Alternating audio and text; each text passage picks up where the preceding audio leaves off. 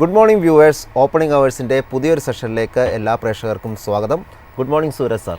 Happy morning Vishnu. അതായത് നമ്മുടെ ഒരു ഗ്ലോബൽ ക്യൂസൊക്കെ ഇന്ന് മാർക്കറ്റ് തുടങ്ങുന്നതിന് മുമ്പ് ഉണ്ടായിരുന്നത് ഒരു നെഗറ്റീവായിട്ടുള്ളൊരു ഇൻഡിക്കേഷൻസാണ് ഉണ്ടായിരുന്നത്. അതുപോലെ തന്നെ ഇന്ന് ഇന്ത്യൻ മാർക്കറ്റ് നോക്കുമ്പോൾ ഇപ്പോൾ ഒരു ഇടിവിലാണ് ഇന്ന് വ്യാപാരം തുടങ്ങിയതായിട്ട് നമുക്ക് കാണാൻ സാധിക്കുന്നത്. നിലവിലത്തെ ഒരു ട്രേഡിംഗ് നോക്കുമ്പോൾ 26,137 എന്നൊരു നിലയിലാണ് നിഫ്റ്റി 50യിൽ ഇപ്പോൾ ട്രേഡിംഗ് നടന്നുകൊണ്ടിരിക്കുന്നത്. 56 പോയിൻറ്റിൻ്റെ ഇടിവ് ഈ നിമിഷം നിഫ്റ്റി 50 രേഖപ്പെടുത്തുന്നുണ്ട്. ബാങ്ക് നിഫ്റ്റിയിലോട്ട് വരുമ്പോൾ 185 പോയിൻറ്റിൻ്റെ ഇടിവിൽ 59,162 എന്നൊരു നിലയിലുമാണ് ഇപ്പോൾ ട്രേഡിംഗ് നടന്നുകൊണ്ടിരിക്കുന്നതായിട്ട് നമുക്ക് കാണാൻ സാധിക്കുന്നത്. ബ്രോഡർ മാർക്കറ്റ് ഓൾമോസ്റ്റ് എല്ലാ ഇൻഡെക്സുകളൊക്കെ തന്നെ ഇടിവ് രേഖപ്പെടുത്തിയാണ് ട്രേഡിംഗ് തുടരുന്നത്. സെക്ടറൽ ഇൻഡെക്സിലോട്ട് വരുമ്പോൾ IT, media, metal, realty, PSU bank, energy, consumer durables, private bank തുടങ്ങിയ പ്രധാനപ്പെട്ട പല ഇൻഡെക്സുകളൊക്കെ തന്നെ നേട്ടം രേഖപ്പെടുത്താതെ ഒരു ഇടിവിലാണ് ഇപ്പോൾ ട്രേഡിംഗ് തുടരുന്നത്. ആകെ നേട്ടത്തിലുള്ളത് auto, pharma, FMCG, oil and gas തുടങ്ങിയ സൂചികയിലൊക്കെയാണ് നമുക്കൊരു നേട്ടം കാണാൻ സാധിക്കുന്നത്. നമ്മൾ ഇന്നലത്തെ ഒരു ഗ്ലോബൽ മാർക്കറ്റിലോട്ട് പോകുമ്പോൾ US മാർക്കറ്റിൽ വലിയ രീതിയിലുള്ള ഒരു ഫോളാണ് നമ്മൾ കണ്ടത്. ഇടിവ് നോക്കുമ്പോൾ ഇന്നലെ ഡൗ ജോൺസ് 0.84% ഇടിവ് രേഖപ്പെടുത്തി. S&P 500ൽ 1.5% ഇടിവാണ് കണ്ടത്. നാസ്ഡാക്കിൽ 2% ഇടിവ് രേഖപ്പെടുത്തിയിട്ടാണ് ക്ലോസ് ചെയ്തതായിട്ട് കാണാൻ സാധിക്കുന്നത്. ഏതായാലും ഒരു NVIDIAയുടെ ഒരു റിസൾട്ട് മികച്ചതായിട്ട് വന്നിരുന്നു. അതിനുശേഷം മാർക്കറ്റിലൊരു അപ്സൈഡ് മൂവ്മെൻറ്റ് ഉണ്ടായിരുന്നെങ്കിൽ കൂടി ആ ഒരു നില കൈവിട്ടുകൊണ്ട് ആ ഒരു AI ബബിൾ ഇഷ്യൂസ് ഇപ്പോഴും നിലനിൽക്കുന്നു എന്ന രീതിയിലൊരു ഇൻഡിക്കേഷൻ നൽകിക്കൊണ്ടാണ് ഇന്നലത്തെ ഒരു ഇടിവ് നടന്നതെന്നാണ് നമുക്ക് കാണാൻ സാധിക്കുന്നത്. മാത്രമല്ല ഇതേ തുടർന്ന് ഏഷ്യൻ മാർക്കറ്റിലൊക്കെ തന്നെ ആ ഒരു ഇടിവ് ഉണ്ടായിരുന്നു.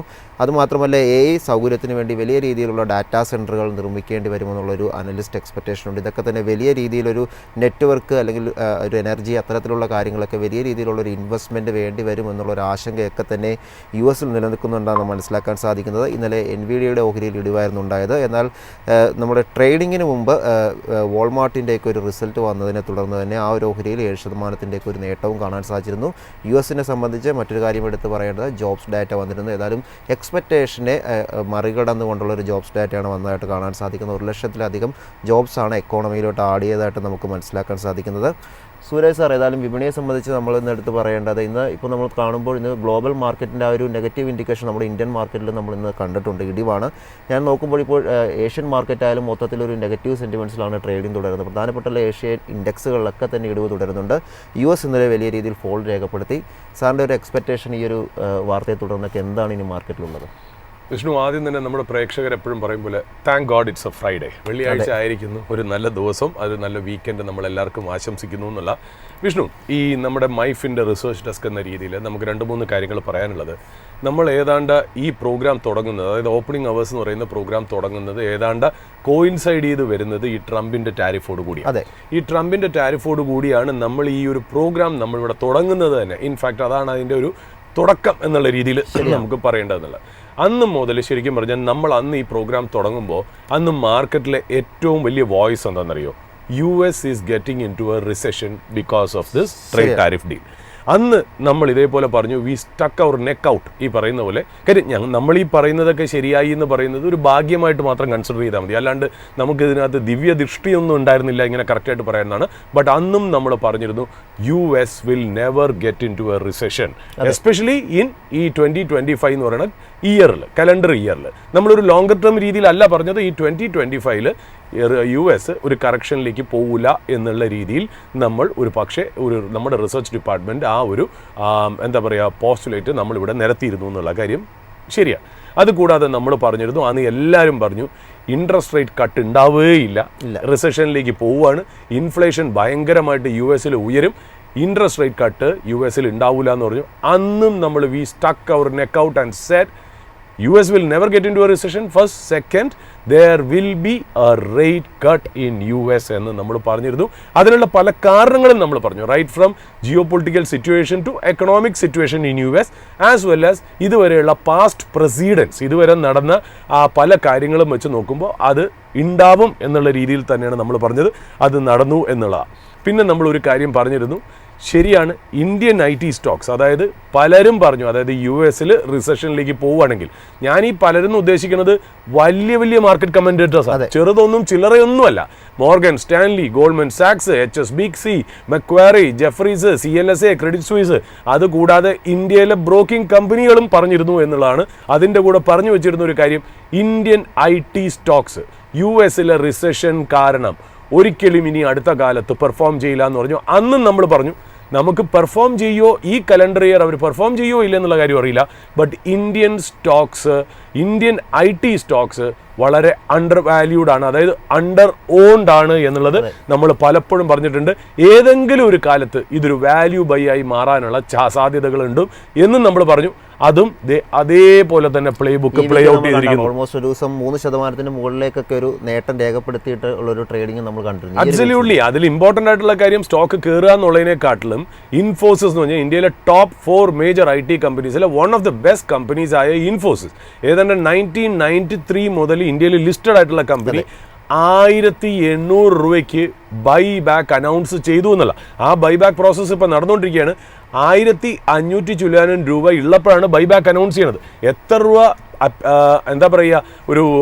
ഒരു ഗെയിൻ ഇട്ടിട്ടാണ് അവർ പ്രീമിയം ഇട്ടിട്ടാണ് അവർ ബൈബാക്ക് അനൗൺസ് ചെയ്തത് നോക്കൂ. അതാണ് കമ്പനിയുടെ കോൺഫിഡൻസ്. ഇന്നലെ തന്നെ പറയുണ്ടായി ബൈബാക്ക് അനൗൺസ് ചെയ്തെങ്കിൽ കൂടി കമ്പനിയുടെ പ്രൊമോട്ടേഴ്സ് ആണെങ്കിൽ അവർ പറഞ്ഞിരിക്കുന്ന കമ്പനിയിൽ വളരെയധികം വിശ്വാസം ഉണ്ടെന്ന് കൂടിയുള്ള ഒരു അനൗൺസ്മെന്റ് കൂടി നടത്തിയതായിട്ടാണ്. അബ്സല്യൂട്ട്ലി. ആ കോൺഫിഡൻസ് കാരണം അവർ ബൈബാക്കിൽ പാർട്ടിസിപ്പേറ്റ് ചെയ്തിട്ടില്ല, അവർ ഷെയർസ് ടെൻഡർ ചെയ്തില്ല എന്നുള്ള. അപ്പം നമ്മൾ പറഞ്ഞു Indian IT stock at some point of time will become a value for investors എന്നുള്ള കാര്യം പറഞ്ഞു. അത് കഴിഞ്ഞ് നമ്മൾ പറഞ്ഞു റിലയൻസ് സ്റ്റോക്ക് അല്ലേ, ഈ റാലി ഇന്ത്യൻ സ്റ്റോക്ക് മാർക്കറ്റ് അഥവാ നിഫ്റ്റിയെ ഓൾ ടൈം ഹൈ കട്ടിയിപ്പിച്ച് കൊണ്ടുപോകണമെങ്കിൽ ലാസ്റ്റ് 2 മാസമായിട്ട് നമ്മൾ പറഞ്ഞു, ഈവൻ ആ തമ്പ് ഇപ്പോഴും ആ യൂട്യൂബിൽ കിടക്കേണ്ടെന്നുള്ളതാണ്, റിലയൻസ് ലീഡ് ചെയ്യണം എന്നുള്ള കാര്യം പറഞ്ഞു. നമ്മളന്ന് പറയുമ്പോൾ റിലയൻസ് 1360 രൂപയ്ക്കും 1370 രൂപയ്ക്കും ആയിരുന്നു. ഇന്ന് 1500, ഇന്നത്തെ റേറ്റ് എനിക്കറിയില്ല, 1500 മുകളിലാണ്. അതായത് റിലയൻസ് ലീഡ് ചെയ്യണം, അതായത് റിലയൻസ്, ബാങ്ക്സ്, IT സ്റ്റോക്സ് ആയിരിക്കണം ഇന്ത്യൻ മാർക്കറ്റിനെ അടുത്ത ഒരു പുൾ ബാക്കിലേക്ക് കൊണ്ടുപോകേണ്ടത് എന്ന് നമ്മൾ പലപ്പോഴായിട്ട് പറഞ്ഞു എന്നുള്ളതാണ്. പിന്നെ നമ്മൾ പറഞ്ഞൊരു കാര്യമുണ്ട്, ഒരാഴ്ചയായിട്ട് നമ്മൾ പറഞ്ഞു anti-AI trade is beneficial for Indian stocks അല്ലേ. anti-AI ട്രേഡ്, അതായത് അവിടെ ഒരു സെൽ ഓഫ് US വരികയാണെങ്കിൽ, അതായത് ആർട്ടിഫിഷ്യൽ ഇന്ത്യൻ സ്റ്റോക്സിൽ വരികയും അതിൻ്റെ ഒരു കാസ്കേഡിങ് എഫക്റ്റ് മറ്റുള്ള രാജ്യങ്ങളായിട്ടുള്ള China, Japan, South Korea and Taiwan അവിടുത്തെ AI റിലേറ്റഡ് സ്റ്റോക്സിലും ഒരു സെൽ ഓഫ് വരികയാണെങ്കിൽ that money will come back to India എന്നും നമ്മൾ പറഞ്ഞിരുന്നു. ഏതാണ്ട് അതും കോപ്പി ബുക്ക് പോലെ പ്ലേ ഔട്ട് ചെയ്തു. ഇനി നമ്മൾ പറഞ്ഞ ഒരു കാര്യം, ഇതുവരെ നടക്കാത്ത ഒരു കാര്യമുണ്ട്. അതായത് നമ്മൾ പറഞ്ഞു ഏതാണ്ട് നവംബർ അടുപ്പിച്ച് നമ്മൾ പറഞ്ഞു we expect an Indo-US trade deal to happen in a month എന്ന് പറഞ്ഞു. അതിനുശേഷം കാര്യങ്ങൾ കുറേ അനുകൂലങ്ങളായാലും ആ ന്യൂസ് ഇതുവരെ പുറത്തു വന്നിട്ടില്ല. നമ്മൾ ഏതാണ്ട് 21 ദിവസമായി, 9 ദിവസം കൂടെ ഉണ്ട്. ഇനി നടക്കുമോ ഇല്ലേ എന്നുള്ള കാര്യം നോക്കാം, അറിയില്ല ഇത് നടക്കുമെന്ന്. ഏതായാലും ഒരു കാര്യം ഉറപ്പാണ്, നവംബർ ലാസ്റ്റ് നടന്നില്ലെങ്കിലും നമ്മൾ പറഞ്ഞ പോലെ ഏതാണ്ട് there is light at the end of the tunnel എന്നുള്ള. പിന്നെ നമ്മൾ ഒരു കാര്യം കൂടി പറഞ്ഞു, അത് എനിക്ക് തോന്നുന്നു ഇന്നലെയാണെന്ന് തോന്നുന്നു. കാര്യം ഇന്നലെ അല്ലെങ്കിൽ മിനിങ്ങാന്ന് നമ്മൾ എക്സ്പെക്ട് ചെയ്തിരുന്നത് മിനിങ്ങാന്ന് വൈകുന്നേരത്തോടു കൂടി അല്ലെങ്കിൽ ഇന്നലെ വെളുപ്പിനോട് കൂടി NVIDIAയുടെ റിസൾട്ട് വന്നു. റിസൾട്ട് നല്ലതാണ് എന്നുണ്ടെങ്കിൽ AI trade will be back in US. അങ്ങനത്തെ ഒരു രീതിയിൽ തന്നെയാണ് ഇന്നലെ US മാർക്കറ്റ് പെരുമാറിയത്. അതായത് NVIDIAയുടെ റിസൾട്ട് മിനിങ്ങാന്ന് US മാർക്കറ്റ് ക്ലോസ് ചെയ്തതിന് ശേഷമാണ്, ഇന്നലെ ക്ലോസ് ചെയ്തതിന് ശേഷമാണ് വന്നതെന്നുള്ള. അതുകൊണ്ട് മാർക്കറ്റിൽ ഡൗ ജോൺസിലും S&P 500ലും നാസ്ഡാക്കിലും അത് റിഫ്ലക്റ്റ് ചെയ്തിട്ടില്ല. എന്നാൽ NVIDIAയുടെ സ്റ്റോക്ക്, NVIDIAയുടെ റിസൾട്ട് പോസ്റ്റ് മാർക്കറ്റ് അവേഴ്സിലാണ് വന്നത് പ്രമാണിച്ച് ഇന്നലെ US സ്റ്റോക്ക് വളരെ പോസിറ്റീവായിട്ട് ഓപ്പൺ ചെയ്യും എന്നുള്ളതായിരുന്നു കൺസെൻസസ് ട്രേഡ്. നമ്മൾ മൈഫിൻ്റെ ഡെസ്ക് വീണ്ടും പറഞ്ഞു ചിലപ്പോൾ NVIDIAയുടെ റിസൾട്ട് നേരെ തിരിച്ചായിരിക്കാം മാർക്കറ്റിൽ സംഭവിക്കുന്നത് എന്നുള്ള ഒരു കാര്യം കൂടെ പറഞ്ഞു. ശരിക്കും പറഞ്ഞാൽ ഇന്നലെ രാത്രി നമ്മുടെ ഇന്നലത്തെ യൂട്യൂബ് വീഡിയോന് നമ്മുടെ ഒരു പ്രേക്ഷകൻ തന്നെ US സ്റ്റോക്സ് വാച്ച് ചെയ്യുന്നത് പറഞ്ഞു. മാർക്കറ്റ് തുറന്നപ്പോൾ നമ്മൾ മൈഫിൻ പറഞ്ഞ പോലെ തന്നെ ഈ NVIDIA സ്റ്റോക്സ് ഡൗൺ ആയിരുന്നു എന്ന് പറഞ്ഞു.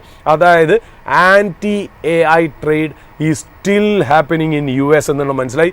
ആ റിസൾട്ട് ഇത്രയും ബെറ്റർ ആയിട്ടും ഇത്രയും നല്ലൊരു ഗൈഡൻസ് അടുത്ത ജാനുവരി ക്വാർട്ടറിൽ തന്നിട്ട് പോലും ഈ US മാർക്കറ്റ് ഇന്നലെ നല്ല രീതിയിൽ ഡൗൺ ആയിരുന്നു. AI റിലേറ്റഡ് സ്റ്റോക്സിൽ നല്ലൊരു സെൽ ഓഫ് നടന്നു എന്നുള്ള കാര്യം കറക്റ്റ് ആയിരുന്നു. ഏതാണ്ട് നമ്മൾ ആലോചിച്ച പോലെ തന്നെ അത് തന്നെയാണ് അവിടെ സംഭവിച്ചതെന്നുള്ളത്. അപ്പോൾ നമ്മൾ പറഞ്ഞു may be AI trade is back എന്ന് എല്ലാവരും പറയണമെങ്കിലും ഈ റിസൾട്ട് വെച്ചിട്ട് നമ്മുടെ പേഴ്സണൽ ആയിട്ടുള്ള ടേക്ക് മിക്കവാറും ഇത് നെഗറ്റീവ് ആവാനുള്ള chance that has played out yesterday. ഇനി ഇത് എത്ര നാൾ നടക്കുന്നുള്ളത് നമുക്ക് ഇന്നത്തെ ദിവസവും മറ്റുള്ള ദിവസവും നമ്മളുടെ ഹാൻഡ് ഓവർ ഡീറ്റെയിൽസ് വെച്ചിട്ട് നമുക്ക് പറയാൻ പറ്റുള്ളൂ എന്നുള്ളതാണ്.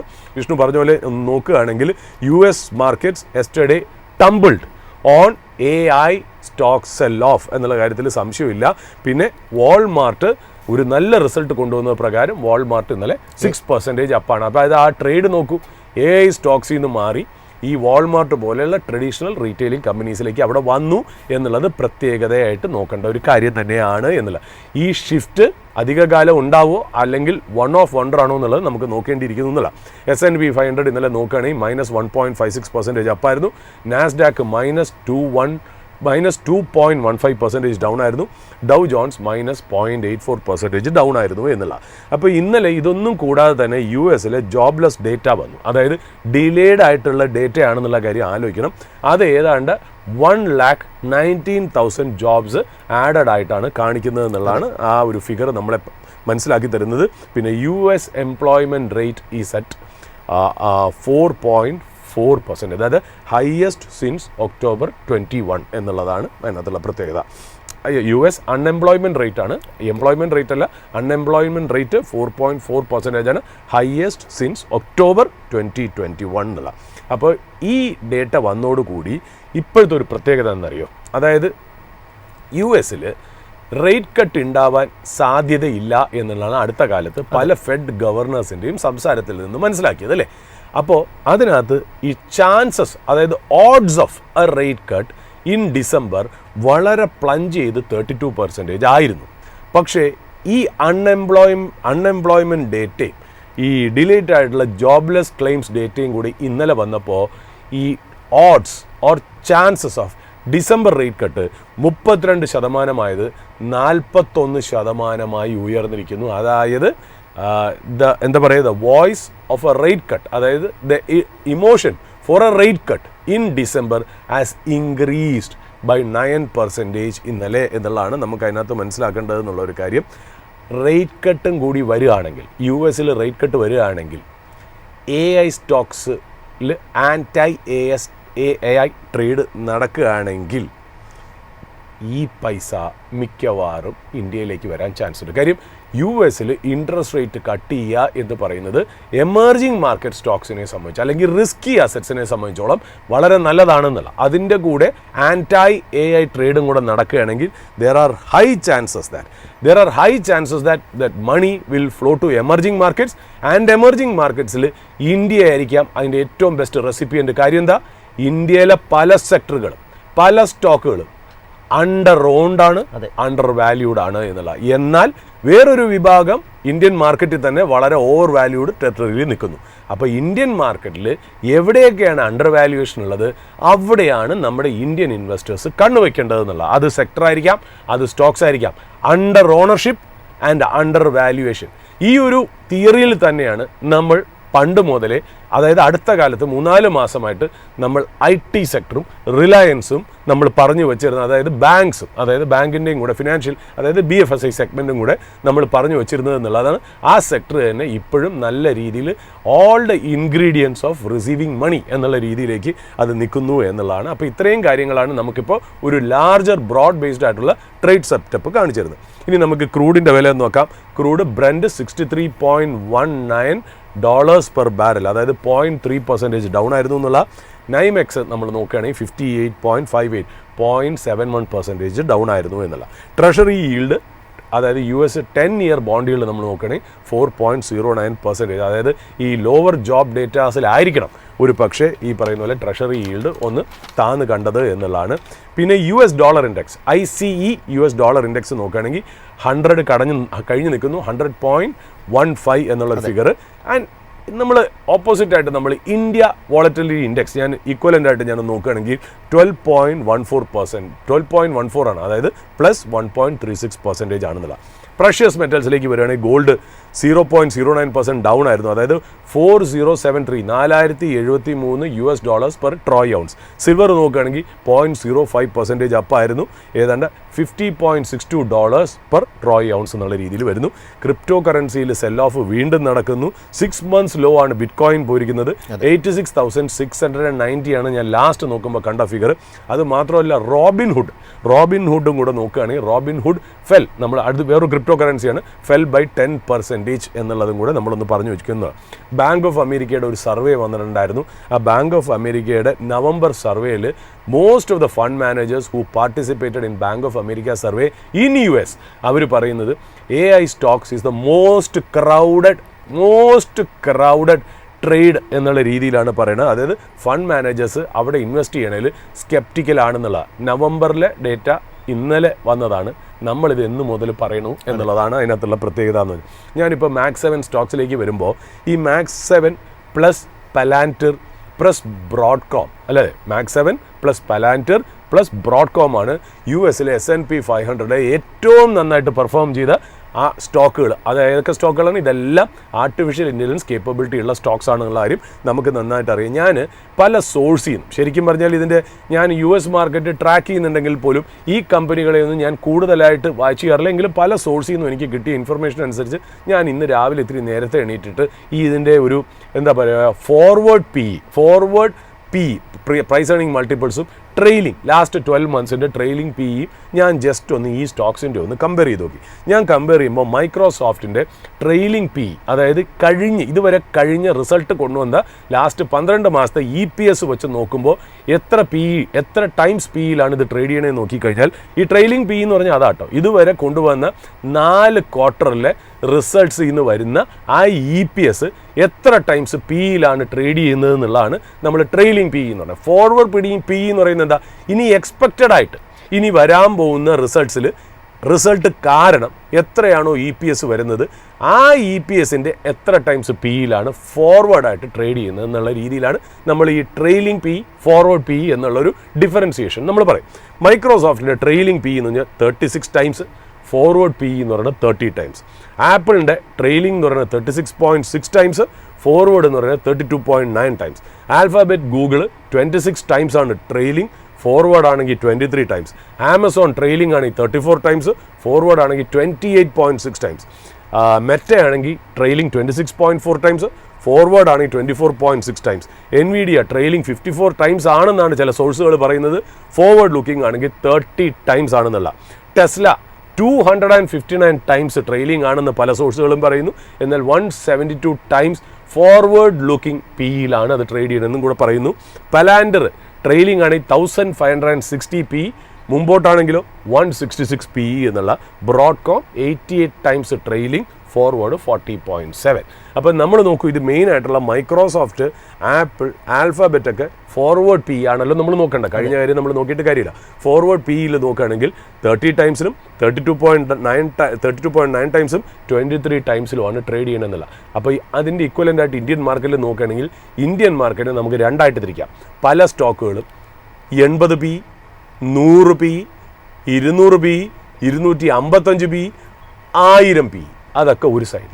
ഇപ്പുറത്ത് അതിന് ഇക്വലൻ്റ് ആയിട്ട് ഏതൊക്കെ സ്റ്റോക്കുകളാണ് ഇന്ത്യൻ മാർക്കറ്റിൽ അതിൻ്റെ വാല്യുവേഷൻ, അതിൻ്റെ ഏർണിംഗ് പൊട്ടൻഷ്യലിനെ ബേസ് ചെയ്തിട്ട് ലോവർ പിയിൽ ട്രേഡ് ചെയ്യുന്നോ അവിടെ ആയിരിക്കാം ഒരു ഇൻവെസ്റ്റ്മെൻറ്റ് സംബന്ധിച്ച് അതിൻ്റെ ഒരു ഓപ്പർച്യൂണിറ്റി ഉള്ളതെന്നുള്ളത്. പക്ഷേ വേറൊരു കാര്യം, US മാർക്കറ്റിലെ ഏറ്റവും ടോപ്പ് മോസ്റ്റ് പെർഫോമിംഗ് കമ്പനിയായ NVIDIA 30 ടൈംസ് ഫോർവേഡ് പി എന്ന് പറയുമ്പോൾ അതിന് ഇക്വലൻ്റ് ആയിട്ടുള്ള ഹൈ ഗ്രോത്ത് സ്റ്റോക്ക് ഇന്ത്യയിൽ ഏതാണ്ട് നമ്മൾ പറയുകയാണ് അത് 120 പി എന്നാണെന്ന് പറഞ്ഞ് കമ്പയർ ചെയ്യണതിൽ ബേസിക്കലി അതിൽ അർത്ഥമില്ല. കാര്യം എന്താ പറയുക, ഇതൊരു ആപ്പിൾ ടു ആപ്പിൾ കമ്പാരിസൺ അല്ല. കാര്യം എന്ന് വെച്ചാൽ US മാർക്കറ്റിലെ സ്റ്റോക്കുകളിൽ ഫ്രീ ഫ്ലോട്ട് എന്ന് പറയുന്നത് നമ്മൾ ഈ പ്രൊമോട്ടർ, അതായത് ഒരു സ്റ്റോക്കിൻ്റെ 100% ഷെയർ ഹോൾഡിങ്ങിൽ പ്രൊമോട്ടറും ലോങ് ടേം ആയിട്ടുള്ള പ്രൊമോട്ടർ റിലേറ്റഡ് ആയിട്ടുള്ള എൻറ്റിറ്റീസും ഹോൾഡ് ചെയ്യണ ആ ഒരു പെർസെൻറ്റേജ് മാറ്റി വെക്കണമെന്ന് വെച്ചു. കാര്യം വെച്ചാൽ അവർ സാധാരണ എപ്പോഴും ട്രേഡ് ചെയ്യാറില്ല, പ്രൊമോട്ടർ അധികം സെല് ചെയ്യാറില്ല. അപ്പോൾ അതിനെ മാറ്റി വെച്ചിട്ട് ഡെയിലി ട്രേഡ് ചെയ്യുന്ന ബാക്കിയുള്ള സ്റ്റോക്സ്, ഒരു ഉദാഹരണം ഞാൻ പറയുകയാണെങ്കിൽ ഒരു കമ്പനി, അതായത് ഇപ്പോൾ TCS എന്ന് വിചാരിക്കുക. ഈ TCSൽ ടാറ്റ കൺസൾട്ടൻസി സർവീസസിൽ TCSൻ്റെ പേരൻറ്റ് കമ്പനിയായ TCS ഹോൾഡ് ചെയ്യണത് 72% വിചാരിക്കുക. ആ 72% ഡെയിലി ട്രേഡ് ചെയ്യാൻ പോകുന്നില്ല.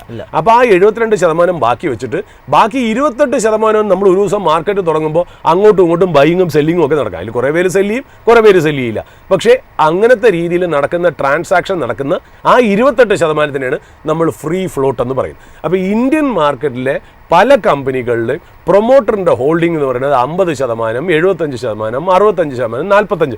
അപ്പോൾ പ്രൊമോട്ടർ ഹോൾഡിംഗ് മാറ്റി വെച്ചിട്ട് ഫ്രീ ഫ്ലോട്ട് നോക്കുകയാണെങ്കിൽ കുറച്ച് ഷെയർസ്, അതായത് 25%, 30%, 35% ഷെയർസ് മാത്രമേ ഇന്ത്യൻ മാർക്കറ്റിൽ ഓൺ എ ഗിവൺ ഡേ ഒരു ദിവസം ട്രേഡ് ചെയ്യുന്നുള്ളൂ എന്നുള്ള. അപ്പോൾ ആ ട്രേഡ് ചെയ്യുന്ന ഷെയർസിൽ മാത്രമേ ശരിക്കും പറഞ്ഞാൽ നമുക്ക് ഈ PE വെച്ച് ആ മൂവ്മെൻറ്റ് വെച്ചിട്ട് നമുക്ക് മാർക്കറ്റ് കൊടുത്തിരിക്കുന്ന പ്രൈസ്, അതായത് ആ സ്റ്റോക്കിന് മാർക്കറ്റ് കൊടുത്തിരിക്കുന്ന പ്രൈസ് വെച്ചിട്ടാണല്ലോ നമ്മൾ പ്രൈസ് ഏർണിംഗ് മൾട്ടിപ്പിൾ നോക്കുന്നത്. പക്ഷേ അവിടെ ആകെപ്പാടെ 25%, 30% തിന്നായിട്ടുള്ള ട്രേഡിംഗ് മാത്രമേ നടക്കുള്ളൂ. പക്ഷേ US മാർക്കറ്റിൽ അങ്ങനെയല്ല.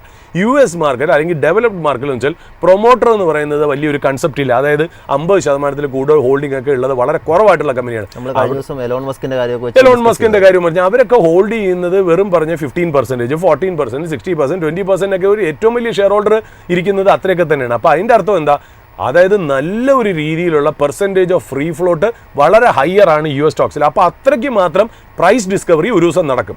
ആ ഡിസ്കവർ ചെയ്യുന്ന പ്രൈസ്, അതായത് ഒരു സ്റ്റോക്കിൻ്റെ 75% ഒരു ദിവസം ട്രേഡ് ചെയ്യണമെങ്കിൽ ആ ട്രേഡിൽ നിന്നും ഒരു ജനാധിപത്യം പോലെ ഒന്ന് ആലോചിച്ചു. വോട്ടിംഗ് പെർസെൻറ്റേജ് 90% വോട്ടിംഗ് പെർസെൻറ്റേജ് വരുമ്പോൾ ഉള്ള റിസൾട്ടും 25% വോട്ടിംഗ് പെർസെൻറ്റേജ് വരുമ്പോൾ ഉള്ള റിസൾട്ടും നമ്മൾ എന്താ പറയുന്നത്?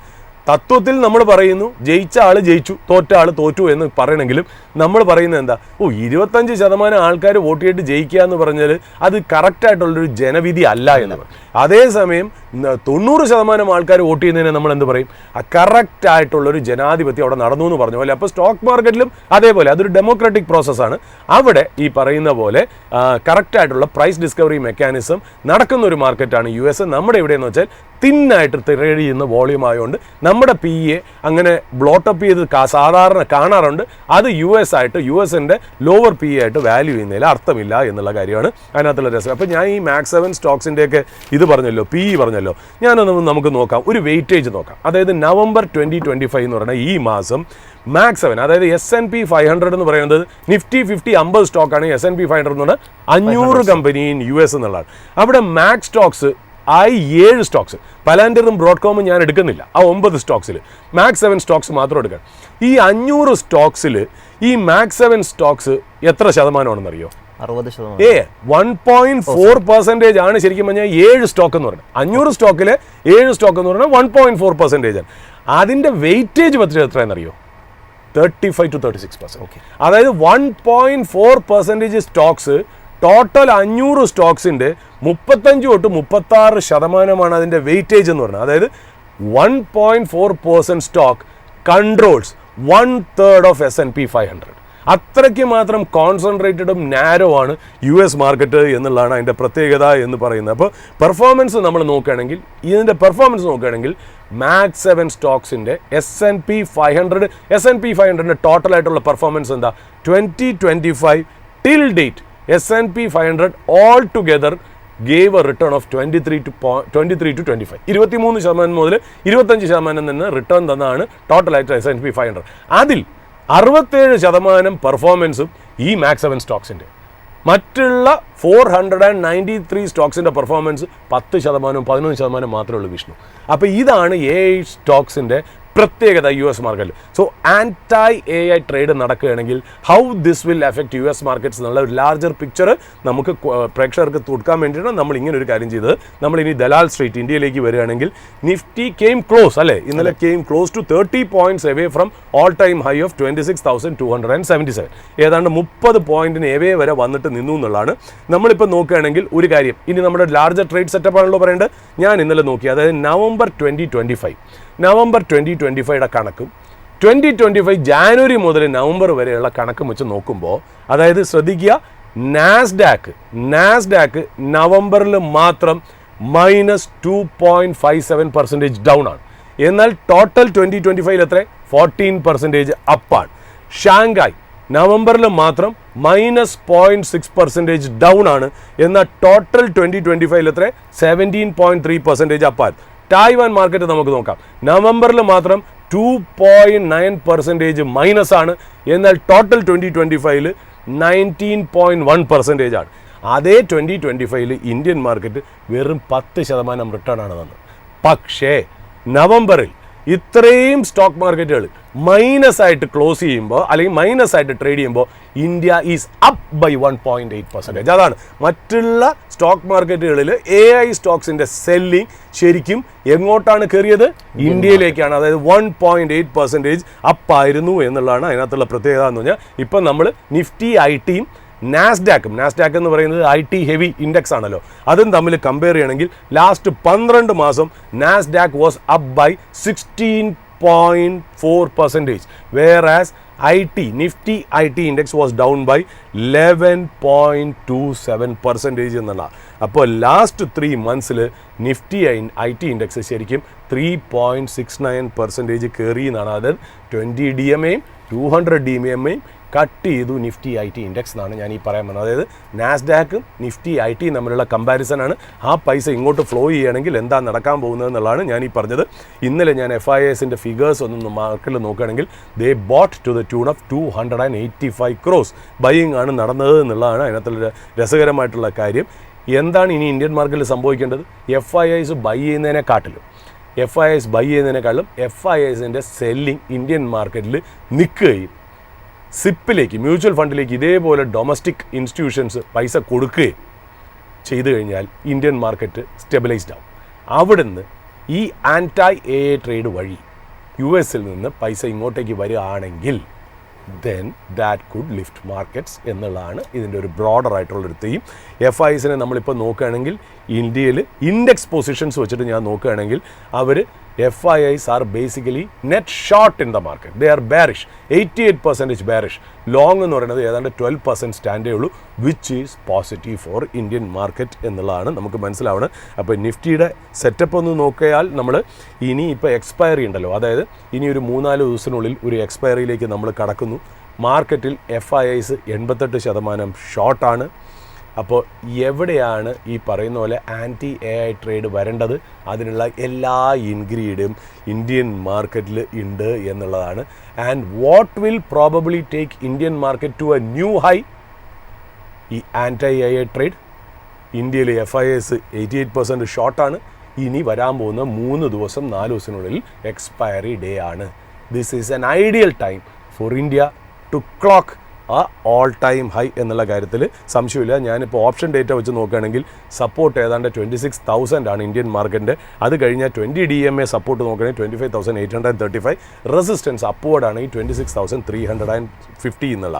അപ്പോൾ ഈ ഡീകപ്ലിംഗ്, US-ലുള്ള ഡീകപ്ലിംഗ് ശരിക്കും ഇന്ത്യൻ മാർക്കറ്റിനെ എങ്ങനെ അഫക്റ്റ് ചെയ്യുന്നുള്ളതാണ് ഇനിയുള്ള ട്രേഡ് സെറ്റപ്പ്. അതിനെ ബേസ് ചെയ്തായിരിക്കും ഇന്ത്യൻ ഇൻവെസ്റ്റേഴ്സ് മുന്നോട്ട് പോകേണ്ടതെന്നുള്ള ചെറിയൊരു കാര്യം കൂടെ ഞാൻ പറഞ്ഞു നിർത്താം. അതായത് ഒരു ഉഗ്ര ന്യൂസ് വന്നു. ആ ന്യൂസും ഞാൻ മാർക്കറ്റുമായിട്ട് റിലേറ്റ് ചെയ്താണ് ഞാൻ പറയുന്നത്.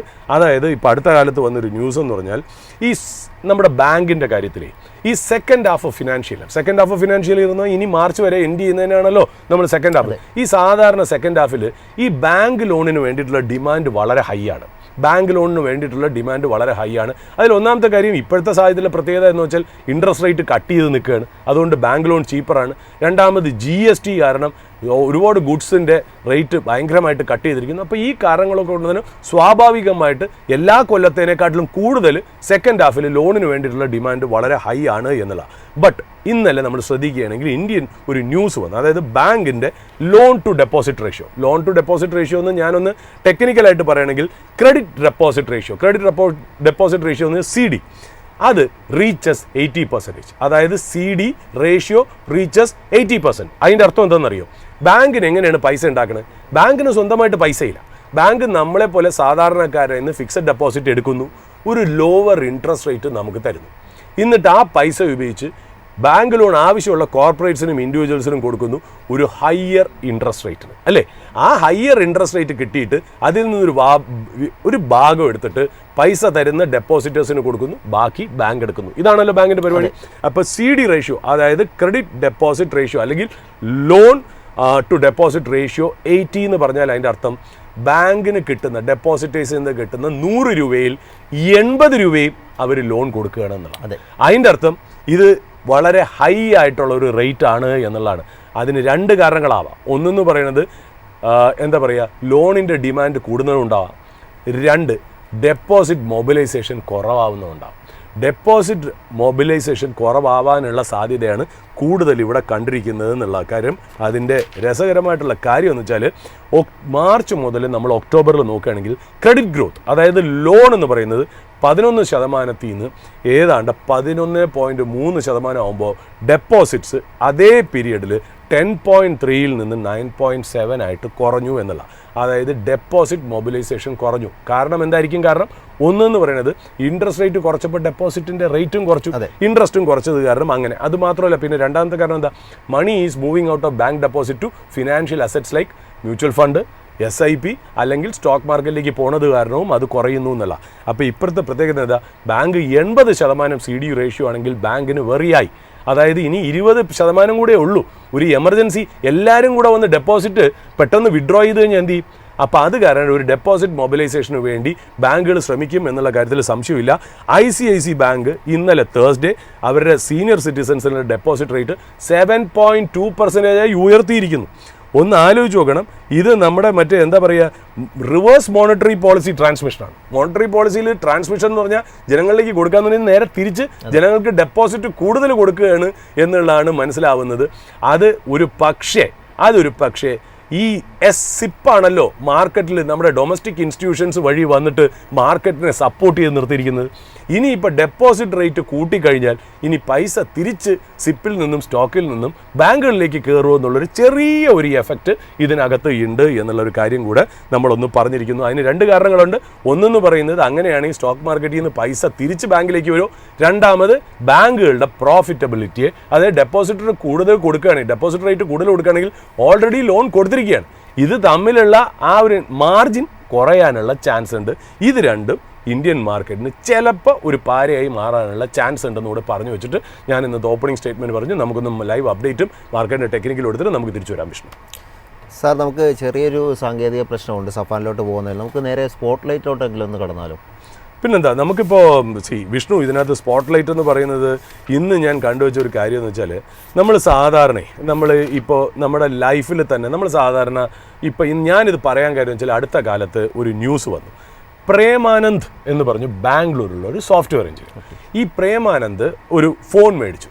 ഏത് ഫോണാണെന്നറിയും? Samsung Galaxy Z Fold 7. Okay, 1.87 lakhs ആമസോണിൽ നിന്നാണ് മേടിച്ചത്. ഈ ഡെലിവറി അദ്ദേഹത്തിന് വന്നു. അദ്ദേഹം നല്ല കാലത്തിന് ആ അൺപാക്ക് ചെയ്യുന്ന സീൻ അദ്ദേഹം വീഡിയോ എടുത്തു. ഡെലിവറി എടുത്ത പുതിയ സാധനം വീഡിയോ എടുത്ത് അത് തുറന്നു നോക്കിയപ്പം അതിനകത്തൊരു മാർബിൾ ടൈലായിരുന്നു എന്നുള്ളതാണ്. മാർബിൾ ടൈലായിരുന്നു. അത് വലിയ യൂട്യൂബിലും അല്ലെങ്കിൽ ഇൻസ്റ്റഗ്രാമിലും ഫേസ്ബുക്കിലും ട്വിറ്ററിലും ഒക്കെ ആ വീഡിയോ അങ്ങ് പോസ്റ്റ് ചെയ്ത് വന്നിട്ട് അത് ഭയങ്കര ഹിറ്റായി. പിന്നെ ഈ ആമസോണിനെ കുറിച്ച് ഒരുപാട് എന്താ പറയുക നെഗറ്റീവ് ഇംപ്രഷൻസ് ഒക്കെ വന്നു. ആമസോൺ ഇതിന് റീഫണ്ട് ചെയ്തു എന്നുള്ള കാര്യം ശരിയാ. ഇനി ആമസോൺ സാധാരണ എന്താ ചെയ്യുക? ഇങ്ങനത്തേക്ക് ഇഷ്യൂ റാമ്പൻ്റ് ആയിട്ട് വന്നാൽ അവർ ക്രെഡിബിലിറ്റി നശിക്കും. അപ്പോൾ അവർക്ക് 2 കാര്യങ്ങളാണ് ആമസോണിന് അല്ലെങ്കിൽ ഒരു ഇ-കോമേഴ്സ് പ്ലാറ്റ്ഫോമിന് അവർ ചെക്ക് ചെയ്യേണ്ടത്. ഒന്ന് എന്ന് പറയുന്നത് ഈ വെൻഡേഴ്സ്, അതായത് അതിനകത്ത് ആമസോൺ എന്നൊക്കെ പറയുന്നത് ഇറ്റ്സ് എന്താ പറയുക, മാർക്കറ്റ് പ്ലേസ് അല്ലേ, നമ്മുടെ ഒരു ചന്ത പോലെയാണ്. ആമസോണിന് സ്വന്തമായിട്ട് സാധനങ്ങൾ ഇല്ല എന്ന് വേണമെങ്കിൽ വെച്ചോളൂ. ആമസോണിൻ്റെ സോളിമോ എന്നൊക്കെ പറയുന്ന പ്രൈവറ്റ് ബ്രാൻഡ്സിനെ ഞാൻ മാറ്റി വയ്ക്കുന്നു. ആമസോൺ എന്താ, ബയറിനെയും സെല്ലറിനെയും നമ്മൾ കണക്ട് ചെയ്യുന്ന ഒരു മാർക്കറ്റ് പ്ലേസ് ആണ് അല്ലേ. അപ്പോൾ അവിടെ വെൻഡേഴ്സ് വരുന്നു, ബയേഴ്സ് വരുന്നു. ഈ വെൻഡേഴ്സിൻ്റെ കാര്യത്തിൽ കുറച്ചുകൂടി ഒരു സ്ക്രൂട്ടണി വേണം. നല്ല വെൻഡേഴ്സ്, പറ്റിക്കാത്ത വെൻഡേഴ്സ്, ഹിസ്റ്ററിയുള്ള വെൻഡേഴ്സ് വേണം എന്നുള്ളത് ഒന്നാമത്തെ കാര്യം. രണ്ടാമത്, ഈ ഷിപ്പ് ചെയ്യുന്നത് ഇതിപ്പോൾ ഷിപ്പിങ്ങിലും ട്രാൻസിറ്റിലും കള്ളത്തരം കാണിക്കുക അല്ലേ. കറക്റ്റായിട്ട് ഇനിയിപ്പോൾ ആപ്പിളിൻ്റെ ഡയറക്റ്റായിട്ടുള്ള കറക്റ്റ് റീസെല്ലറുടെ ഇതാണ് മേടിച്ചെങ്കിലും ഇത് പല സോർട്ടിംഗ് സെൻറ്റേഴ്സിൽ പോയിട്ടാണല്ലോ ഇപ്പോൾ വരുന്നത്. അപ്പോൾ അവിടെ എവിടെയെങ്കിലും വെച്ച് ഇത് മാറ്റിയാലും ഈ പറഞ്ഞ പോലെ സംഭവം നടക്കുന്നില്ല. അപ്പോൾ നന്നായിട്ടുള്ള ഒരു എന്താ പറയുക, ഈ പാർസൽ സർവീസ് ഏജൻറ്റ് അല്ലെങ്കിൽ ലോജിസ്റ്റിക്സ് ഏജൻറ്റ് അല്ലെങ്കിൽ ഡെലിവറി ഏജൻറ്റിന് വേണം എന്നുള്ളത് വളരെ ഇമ്പോർട്ടൻ്റ് ആണ് എന്നുള്ള. അപ്പോൾ ഇ-കോമേഴ്സ് ട്രേഡ് പോലും ഈ പറയുന്ന പോലെ ഇങ്ങനത്തെ ഒരു നല്ല സ്ട്രോങ് ലോജിസ്റ്റിക്സ് പാർട്ട്ണറിൻ്റെ ആവശ്യമുണ്ട് എന്നുള്ളതാണ് അതിനകത്ത് നിന്ന് നമുക്ക് മനസ്സിലാക്കുന്നത്. ഇനി അത് മാത്രമല്ല, നമുക്ക് മെഡിസിൻ്റെ കാര്യത്തിലോ ഇപ്പോൾ പല മെഡിസിനും ഒന്നില്ലെങ്കിൽ ഈ പറയുന്ന പോലെ ഇൻസുലിൻ അല്ലെങ്കിൽ ക്യാൻസറിന് വേണ്ട മെഡിക്കേഷനും ഒക്കെ ഉണ്ടല്ലോ, അത് ട്രാൻസ്പോർട്ട് ചെയ്യണമെന്നുണ്ടെങ്കിൽ വളരെ സെൻസിറ്റീവായിട്ട് ഇത് ഹാൻഡിൽ ചെയ്യണമെന്ന് മാത്രം. അത് മാത്രമല്ല, ഇത് തണുത്ത് തന്നെ ഇത് നിൽക്കണം. ആ കോൾഡ് അത് കീപ്പ് ചെയ്ത് കൊണ്ടുവരണമെന്നുണ്ടെങ്കിൽ നമുക്ക് ഈ പറഞ്ഞ പോലെ വല്ലവരെയും കൊണ്ട്, വല്ല ലോജിസ്റ്റിക്സ് കമ്പനിയെയും കൊണ്ട് നമുക്ക് ചെയ്യാൻ പറ്റില്ല. അത് ചെയ്യുന്ന ഡെഡിക്കേറ്റഡ് ആയിട്ടുള്ള സ്പെഷ്യലൈസ്ഡ് ആയിട്ടുള്ള ലോജിസ്റ്റിക്സ് കമ്പനി തന്നെ അതും ഹാൻഡിൽ ചെയ്യണം എന്നുള്ളത് വേറൊരു റിയൽ ലൈഫ് എക്സാമ്പിൾ. മൂന്നാമത് നമുക്ക് നോക്കാം സെൻസിറ്റീവ് ആൻഡ് ലീഗൽ ഡോക്യുമെൻറ്റ്സ്. ഒന്ന് ആലോചിച്ച് നോക്കുക, ചെക്ക്. ക്രെഡിറ്റ് കാർഡുകൾ, ATM കാർഡ്, പിന്നെ ഓരോ എന്താ പറയുക എഗ്രിമെൻറ്റ് ഫോംസ്, സൈൻ ഇട്ട എഗ്രിമെൻറ്റ് ഫോംസ്, ഇതൊക്കെ ഒരു ഫിനാൻഷ്യൽ ഇൻസ്റ്റിറ്റ്യൂഷൻസും നമ്മളും അല്ലെങ്കിൽ ഏതെങ്കിലും ഇൻസ്റ്റിറ്റ്യൂഷനും ഒരു കൺസ്യൂമറും തമ്മിൽ എത്തണമെന്നുണ്ടെങ്കിൽ വിശ്വസനീയമായ ഹാൻഡുകളിൽ കൂടെ അല്ലാതെ ഇത് പോകാൻ പറ്റില്ല. Because it is sensitive data എന്നുള്ള അവിടെയും സെക്യൂർ ആയിട്ടുള്ള ടെക്നോളജി ഓറിയൻറ്റഡ് ആയിട്ടുള്ള ഒരു ലോജിസ്റ്റിക്സ് പാർട്ട്ണർ വേണം. എന്തിന്? നമ്മുടെ ഒരു പാസ്പോർട്ട് അപ്ലൈ ചെയ്തപ്പോഴും ആ പാസ്പോർട്ട് വരുന്നത് ഒന്നില്ലെങ്കിൽ ഈ പറഞ്ഞ പോലെ ഗവൺമെൻറ്റിൻ്റെ ഒരു സർവീസ് വഴി, അല്ലെങ്കിൽ പ്രൈവറ്റ് ആയിട്ട് നമ്മൾ വിസയ്ക്കൊക്കെ US വിസയ്ക്കൊക്കെ അപ്ലൈ ചെയ്ത് പോയാൽ അവിടെ നമ്മൾ ബയോമെട്രിക്സ് ഒക്കെ തലേദിവസം കഴിഞ്ഞ് നെക്സ്റ്റ് ഡേ വിസ ഇൻ്റർവ്യൂവിന് കൺസുലേറ്റ് ജനറൽ ഓഫീസിൽ നമ്മൾ പോയിട്ട് നമ്മളടുത്ത് അവിടെ ക്വസ്റ്റ്യൻ വിസ ഇൻ്റർവ്യൂ കഴിഞ്ഞ് അവർ വിസ സ്റ്റാമ്പ് ചെയ്ത് കഴിഞ്ഞാൽ അവർ നമ്മളടുത്ത് ഓവർ ദ കൗണ്ടർ തരാറില്ല. പകരം അവരത് മാറ്റിവെച്ച് ആ പ്രോസസ്സിൽ കൂടെ പോയി ആ വിസ അതിനകത്ത് സ്റ്റാമ്പ് ചെയ്ത് നമുക്ക് വീട്ടിലേക്കാണ് വരുന്നത്. അതും നമ്മൾ കൊറിയർ കമ്പനി വഴിയാണ് വരുന്നത്, അല്ലെങ്കിൽ ലോജിസ്റ്റിക് കമ്പനിയാണ് വഴി. ഇതെല്ലാം സേഫ് ആൻഡ് സെക്യൂർ ആയിട്ടുള്ള ഒരു ലോജിസ്റ്റിക്സ് പാർട്ട്ണർ ഇല്ലാതെ നമുക്കിത് പറ്റില്ല. അതായത് ഡിപ്പെൻഡബിൾ ആയിരിക്കണം, അവർ റിസോഴ്സ്ഫുൾ ആയിരിക്കണം, ടെക്നോളജി ഓറിയൻറ്റഡ് ആയിരിക്കണം, റിയൽ ടൈം ട്രാക്കിംഗ് ഉള്ളവരായിരിക്കണം, സിസ്റ്റം ഡ്രിവൺ ആവണം, അവർക്ക് എയർക്രാഫ്റ്റ് വേണം, കോൾഡ് ചെയിൻ വേണം. കാര്യം ഒരു ദിവസം 2 ദിവസത്തിനുള്ളിൽ ഡെലിവറിയും ചെയ്യണം. അപ്പോൾ ഒരു ഫ്ലൈറ്റ് സ്വന്തമായിട്ടില്ലെങ്കിൽ അല്ലെങ്കിൽ ഫ്ലൈറ്റ് കമ്പനീസായിട്ട് ടൈപ്പ് ഇല്ല എന്നുണ്ടെങ്കിൽ അവർക്ക് നടക്കില്ല എന്നുള്ള. അപ്പോൾ ഇതുകൊണ്ട് തന്നെ നിങ്ങൾ ഈ കമ്പനി, അതായത് ഇതാണ് നമ്മൾ ഇന്നലത്തെ സ്പോട്ട്ലൈറ്റ് ബിസിനസ്സിൽ നമ്മൾ ഉൾപ്പെടുത്തിയിരിക്കുന്നത്. ഈ കമ്പനി നിങ്ങൾ കാണണമെങ്കിൽ നമ്മൾ ഇവിടുന്ന് കൊച്ചി കൊച്ചി ഡൊമസ്റ്റിക് ടെർമിനലിൽ നിന്ന് നമ്മളൊരു ഫ്ലൈറ്റ് എടുത്തിട്ട് ബാംഗ്ലൂർ പോയി നമ്മൾ ലാൻഡ് ചെയ്ത് അത് നേരെ ടെർമിനലിലേക്ക് ടാക്സി ചെയ്ത് പോകാൻ നേരത്ത് നിങ്ങൾ കാണാം ലെഫ്റ്റ് സൈഡിലുള്ള ഹാങ്ങറിൽ ഇവരുടെ കമ്പനിയുടെ ഒരുപാട് എയർക്രാഫ്റ്റ് കിടക്കുന്നത്. ആ പറയുന്ന കമ്പനിയാണ് നമ്മുടെ ഇന്നത്തെ സ്പോട്ട്ലൈറ്റ് ബിസിനസ്സിലെ സ്റ്റോക്ക്. ആ കമ്പനിയുടെ പേരാണ് ബ്ലൂ ഡാർട്ട് എക്സ്പ്രസ് എന്നുള്ളത്. ഈ ബ്ലൂ ഡാർട്ട് എന്നത് India's largest and most premium express logistic company. അതായത് ഈ ടൈം സെൻസിറ്റീവ് ആയിട്ടുള്ള ഫാസ്റ്റ് ഹൈ വാല്യൂ ഡെലിവറി ചെയ്യുന്ന കമ്പനിയാണെന്നല്ല, ഹൈ ക്വാളിറ്റി ട്രാക്കിങ്ങും ഇവരുടെ പുറകിലുണ്ട് എന്നുള്ള. ഈ കമ്പനി ശരിക്കും പറഞ്ഞാൽ ഒരു മൾട്ടിനാഷണൽ കമ്പനിയാണ്. 75% ഹോൾഡിങ്ങും ഇവരെ DHL കേട്ടില്ലേ, ഡോയ്ഷെ പോസ്റ്റാണ് ഇവർ ഹോൾഡ് ചെയ്യണമെന്നുള്ള. എനിക്ക് തോന്നുന്നു 2005 DHLന് ഇതിനകത്ത് 80% സ്റ്റേക്ക് ഉണ്ട്. പിന്നെ സെബിയുടെ കംപ്ലയിൻസ് പ്രകാരം പ്രൊമോട്ടർ 75% കുറയ്ക്കണമല്ലോ. ഇപ്പോൾ 2012 അവർ 75% കുറച്ചെന്നുള്ള. അതായത് നമ്മൾ ഇത് മാത്രമല്ല, ബ്ലൂ ഡാർട്ടിനെ സംബന്ധിച്ച് നമ്മൾ ഈ ഔട്ട് ബൗണ്ട് ആയിട്ടുള്ള എന്തെങ്കിലും സർവീസസ് എന്ന് വെച്ചോ, നമ്മളിപ്പോൾ US യൂറോപ്പിലേക്കോ അല്ലെങ്കിൽ മദർ ഏഷ്യൻ കൺട്രീസിലേക്ക് കാണിക്കുന്നെങ്കിൽ ബ്ലൂ ഡാർട്ടാണ് ഏറ്റവും ഡിപ്പെൻഡബിൾ. കാര്യം എന്താ? ബ്ലൂ ഡാർട്ടിന് DHLൻ്റെ ഇൻ്റർനാഷണൽ നെറ്റ്വർക്കിൽ കൂടി ഈ സാധനം ഡെലിവറി ചെയ്യാമോ ടു ഓവർ 220 കൺട്രീസ്. എന്നാൽ അത് മാത്രമല്ല, സിംഗിൾ പോയിന്റ് കോൺടാക്റ്റിൽ കൂടെ 220 കൺട്രിക്ക് കേറ്റർ ചെയ്യാൻ പറ്റുമെന്നുള്ളത് വലിയൊരു അച്ചീവ്മെൻറ്റ് തന്നെയാണ് എന്നുള്ള. ഇവർക്കുണ്ടല്ലോ ഇവരെ സർവീസസ് ഫാസ്റ്റും സെക്യൂറായിട്ട് ഡെലിവറി ചെയ്യാൻ ഇവർക്ക് ഏതാണ്ട് 7 ബോയിങ് ഉണ്ട്. 7 ബോയിങ് 757 എയർക്രാഫ്റ്റ് ഉണ്ട്. 2 ബോയിങ് 737-800 എയർക്രാഫ്റ്റ്സും ഇവർക്ക് സ്വന്തമായിട്ട് ഉണ്ട് എന്നുള്ളതാണ്. ഇവർ ഹൈ വാല്യൂ ആയിട്ടുള്ള mobile phones, tablets, laptop, debit card, check, confidential loan agreement, passport, visa stamp ചെയ്ത പാസ്പോർട്ട്, മെഡിസിൻ, ഡ്രഗ്സിനൊക്കെ നമ്മൾ ഡിപ്പെൻഡ് ചെയ്യുന്ന സേഫ് ആൻഡ് സെക്യൂർ ആയിട്ടുള്ള ലോജിസ്റ്റിക് കമ്പനിയാണ് ഈ പറയുന്ന ബ്ലൂ ഡാർട്ട് എന്ന് പറയുന്നത്. ഇത് മാത്രമല്ല കേട്ടോ, ഇവർ ഈ ഇൻഡസ്ട്രി മാത്രമല്ല, ഈ ഓട്ടോ പാർട്സ് ഒക്കെ അല്ലേ, ഓട്ടോ പാർട്സ്, പിന്നെ അതുപോലെ എഞ്ചിനീയറിംഗ് കമ്പോണൻസ്, ഫാക്ടറിയിലേക്കുള്ള അങ്ങനത്തെ സ്പെഷ്യലൈസ്ഡ് ആയിട്ടുള്ള സർവീസസും, മെഷീനറി, സ്മോൾ ഇൻഡസ്ട്രിയൽ എക്യുപ്മെൻറ്റ്സ് ആയിട്ടുള്ള സ്പെഷ്യലൈസ്ഡ് ആയിട്ടുള്ള കാര്യങ്ങളും ഇവർ ചെയ്യുന്നു എന്നുള്ളതാണ്. ഇവർക്ക് ഈ GPS-ഉം ലൊക്കേഷൻ സ്കാനിങ്ങും ലൈവ് ട്രാക്കിങ്ങും ഒക്കെ ഉള്ളതുകൊണ്ട് വളരെ എഫിഷ്യൻ്റ്. നമുക്കിത് എവിടെ എത്തി എന്നൊക്കെയുള്ള കാര്യം നന്നായിട്ട് അറിയാം. അടുത്ത കാലത്ത് ഇവർ സ്കൈ എയർ, SKYE എയർ എന്ന് പറയുന്ന ഒരു കമ്പനി ആയിട്ടുണ്ടല്ലോ, ഇവരൊരു പാർട്ട്ണർഷിപ്പ്, അതായത് തെലങ്കാന ഗവൺമെൻറ്റിൻ്റെ ഒരു സ്കീം ഉണ്ടായിരുന്നു, അത് മെഡിസിൻ ഫ്രം ദ സ്കൈ. ആ മെഡിസിൻ ഫ്രം ദ സ്കൈ എന്ന് വെച്ചാൽ നമ്മൾ ഈ സ്കൈ എയർ, SKYE എയർ കമ്പനിയായിട്ട് ബ്ലൂ ഡാർട്ട് ടൈപ്പ് ചെയ്തിട്ട് ഈ മെഡിസിൻസ് ഒക്കെ ഡ്രോണിൽ ലിഫ്റ്റ് ചെയ്ത് നേരെ കൊണ്ടുവന്ന് കൺസ്യൂമറിന് കൊടുക്കുന്ന ഒരു ബിസിനസ്സാണ്. ഈ പറയുന്ന പോലെ ഈ ഡ്രോൺ ഡെലിവറിയും കൂടെ അവർ യൂസ് ചെയ്ത് മുന്നോട്ട് പോകണം. അതിൻ്റെ പൈലറ്റ് പ്രോജക്റ്റ് എന്ന് വേണം തെലങ്കാന ഗവൺമെൻറ്റായിട്ട് ഈ മെഡിസിൻ ഫ്രം ദ സ്കൈ എന്ന് പറയുന്നത്. അപ്പോൾ അവരൊരു ട്രയൽ റണ്ണൊക്കെ നടത്തി. അതിനെ പറയുന്നത് വിഷ്വൽ ലൈൻ ഓഫ് സൈറ്റ്, അതായത് VLOS ട്രയൽ റൺ. അതുമാത്രമല്ല beyond visual line of sight, അത് BVLOS ട്രയൽസും ഇവർ നടത്തി കഴിഞ്ഞു എന്നുള്ളതാണ്. അത് ഒരു വശത്ത്, അതായത് ഒരു അഡ്വാൻസ്മെൻ്റ് ആണ് ഞാൻ കാണിക്കുന്നത്. അവരെ നോർമൽ സർവീസസിൽ നിന്നും, അതായത് സർഫസ് ട്രാൻസ്പോർട്ട് കൂടാതെ എയർ കൂടാതെ ഷിപ്പ് കൂടാതെയൊക്കെ ഇവർ ചെയ്യുന്ന വേറൊരു മെത്തേഡാണ് ഡ്രോൺ ഡെലിവറി എന്ന് പറയാൻ വേണ്ടിയിട്ടാണ് ഈ തെലങ്കാനയിലെ ഗവൺമെൻറ് സ്കീം ഞാനൊന്ന് പറഞ്ഞത്. ഇത് കൂടാതെ ഇവർ DMRC ഡൽഹി മെട്രോ റെയിൽ കോർപ്പറേഷനായിട്ട് ഇവർ ഒരു ടൈപ്പിലേക്ക് എൻട്രി ചെയ്തിട്ടുണ്ട്. എന്തിനാണെന്നറിയോ? ഈ ഡൽഹി മെട്രോ റെയിൽ എന്ന് പറഞ്ഞാൽ ഓഫീസ് ടൈം തുടങ്ങുന്ന സമയത്തും ഓഫീസ് ടൈം ക്ലോസ് ചെയ്യുന്ന സമയത്താണല്ലോ ഏറ്റവും കൂടുതൽ പീക്ക് ട്രാഫിക്, അതിനകത്ത് ആൾക്കാർ വരുന്നത്, പാസഞ്ചേഴ്സ് വരും.